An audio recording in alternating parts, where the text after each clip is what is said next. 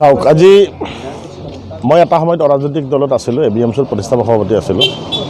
আমি অৰাজনৈতিক পথাৰখনত আমি অকল সংগ্ৰামী কৰিছোঁ আৰু এই শাসক গোষ্ঠী BPF-ক আৰু অসম চৰকাৰক, ভাৰত চৰকাৰক মেমৰেণ্ডামে দিছোঁ।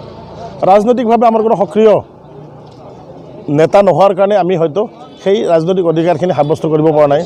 আমাৰ যিবিলাক সমস্যাই ৰৈ থাকিল, বিভিন্ন সময়ত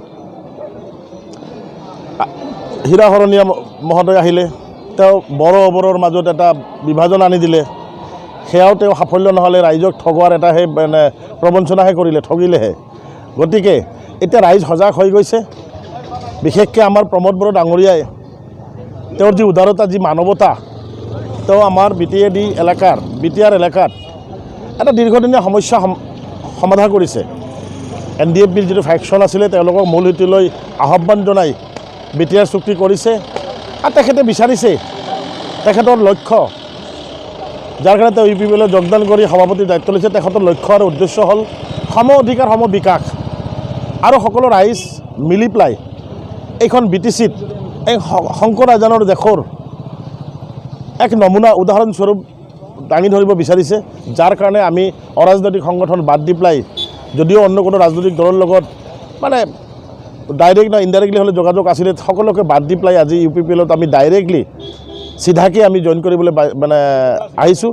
যে আমি প্ৰমোদ বড়ো ডাঙৰীয়াৰ যি আহ্বান, সেই আহ্বানৰ প্ৰতি আমি সন্তুষ্ট হৈ, আকৃষ্ট হৈ আমি UPPLত যোগদান কৰিলোঁ। এতিয়া আমি তেখেতৰ আহ্বানেৰে সম অধিকাৰ সম বিকাশৰ যি আহ্বান, সেই শ্লোগানেৰে আমি আগুৱাই যাম আৰু নিশ্চয় আমি বড়ো অবড়ো প্ৰত্যেক সম্প্ৰদায়, আমাৰ এই BTR এলেকাত যিমানবিলাক সম্প্ৰদায় আছে, বড়ো, মুছলিম, বেংগলী, গোৰ্খা, নেপালী, গোৰ্খা, ৰাজবংশী, বাঙালী, আদিবাসী ভাইসকল আছে, শৰণীয়া, কছাৰী, সকলোৱে মিলি যাতে আমি একোখন নাৱৰে যাত্ৰী হৈ আমি সম অধিকাৰ সম বিকাশ পাওঁ, সেই আশাৰে আজি UPPLত আহিলোঁ। আৰু নিশ্চয়কৈ তাৰ প্ৰমাণ পোৱা গৈছে।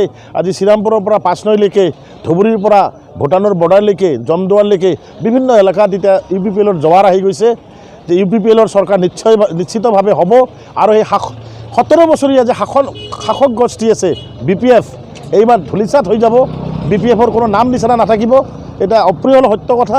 তেওঁলোকৰ দুৰ্নীতি ভ্ৰষ্টাচাৰৰ প্ৰতি মানুহে মানে অসন্তুষ্ট প্ৰকাশ কৰিছে।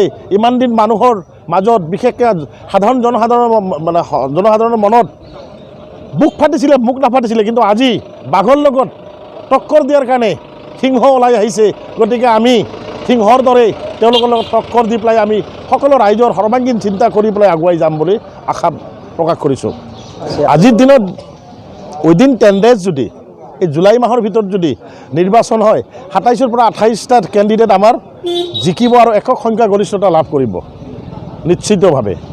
সকলোৱে মিলি এটাই প্ৰয়োগ কৰিছে যে আমি পৰিৱৰ্তন আনিম, চেঞ্জিং আনিম, সম অধিকাৰ সম বিকাশ হ'ব। সেইকাৰণে সকলোৱে ধৈৰ্য সহকাৰে আৰু 2-এদিন যদি বাঢ়িও যায়, 1-2 মাহ বাঢ়িও যায়, যদি নিশ্চিতভাৱে UPPL চৰকাৰ হ'ব, 100% UPPL চৰকাৰ হ'ব।